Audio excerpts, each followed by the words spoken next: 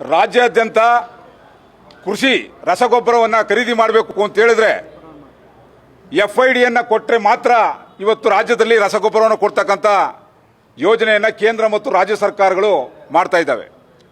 ಇವತ್ತು ಸಾಂಕೇತಿಕವಾಗಿ ರಸಗೊಬ್ಬರ ಖರೀದಿಗೆ FIDಯನ್ನು ತಾತ್ಕಾಲಿಕವಾಗಿ ಎಲ್ಲ ಸಂಪೂರ್ಣವಾಗಿ ಕೈ ಬಿಡಬೇಕು ಅಂತೇಳಿ ನಮ್ಮ ಒತ್ತಾಯ. ಯಾಕೆ ಅಂತ ಹೇಳಿದ್ರೆ ಸಾಗುವಳಿ ಚೀಟಿ ಮಾಡ್ತಕ್ಕಂಥವ್ರಿಗೆ ಖಾತೆ ಇಲ್ಲ. ರಾಜ್ಯದಲ್ಲಿ ಸುಮಾರು 20% ಜನಕ್ಕೆ ಇನ್ನೂ ಪೌತಿ ಖಾತೆನೇ ಆಗಿಲ್ಲ. ಮತ್ತೆ ಸಾಗುವಳಿ ಗುತ್ತಿಗೆ ಮಾಡ್ತಕ್ಕಂಥವ್ರಿಗೆ ರಸಗೊಬ್ಬರ ಸಿಗ್ತಾ ಇಲ್ಲ. ಸಂಪೂರ್ಣವಾಗಿ ಕೃಷಿಯನ್ನು ಹೊರಗಡೆ ಇರ್ತಕ್ಕಂಥ ಕೆಲಸವನ್ನು ಕೇಂದ್ರ ಮತ್ತು ರಾಜ್ಯ ಸರ್ಕಾರಗಳು ಬಂಡವಾಳಶಾಹಿಗಳು ಮತ್ತು ಕಾರ್ಪೊರೇಟ್ ಗುಲಾಮಗಿರಿಗೆ ಕೊಡಲಿಕ್ಕೋಸ್ಕರವಾಗಿ ರೈತರನ್ನು ಹಂತವಾಗಿ ಹೊರಗಡೆ ಇಡಲಿಕ್ಕೆ ಈ ಒಂದು ಯೋಜನೆಯನ್ನು ಕೇಂದ್ರ ಮತ್ತು ರಾಜ್ಯ ಸರ್ಕಾರ ರೂಪಿಸ್ತಾ ಇದೆ.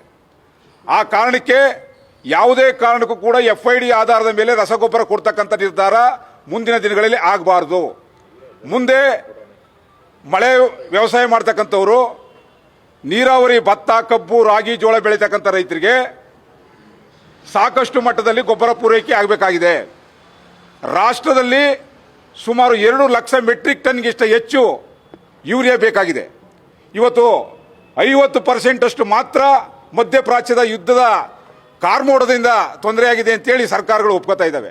ಅಂದರೆ ರಾಜ್ಯ ಮತ್ತು ಕೇಂದ್ರ ಸರ್ಕಾರ ತನ್ನ ರಸಗೊಬ್ಬರ ಪೂರೈಕೆ ಮಾಡ್ತಕ್ಕಂಥದ್ದಲ್ಲಿ ವಿಫಲರಾಗಿ ಈ ರೀತಿ ತಂತ್ರಜ್ಞಾನವನ್ನು ತಂದು ಕೃಷಿಗೆ ಅಡೆತಡೆಯನ್ನು ಮಾಡ್ತಕ್ಕಂಥ ಕೆಲಸವನ್ನು ನರೇಂದ್ರ ಮೋದಿ ಮತ್ತು ಸಿದ್ದರಾಮಯ್ಯ, ಈ ರಾಜ್ಯದ ಕೃಷಿ ಸಚಿವರಲ್ಲ, ಈ ರಾಜ್ಯದಲ್ಲಿ ಇರ್ತಕ್ಕಂಥವ್ರು ನುಸಿ ಸಚಿವರು, ಕೃಷಿಯನ್ನು ನಾಶ ಮಾಡ್ತಕ್ಕಂಥ ಸಚಿವ ಇದ್ದಾನೆ ಅಂತ ಹೇಳಿದ್ರೆ ರಾಜ್ಯದಲ್ಲಿ ಚೆಲುವನಾರಾಯಣ ಸ್ವಾಮಿ ಅಂತಕ್ಕಂಥ ಕೃಷಿ ಸಚಿವ ನುಸಿ ಮಾಡಲಿಕ್ಕೆ ಹೊಡಿತಾನೆ ಕೃಷಿನೀಗ.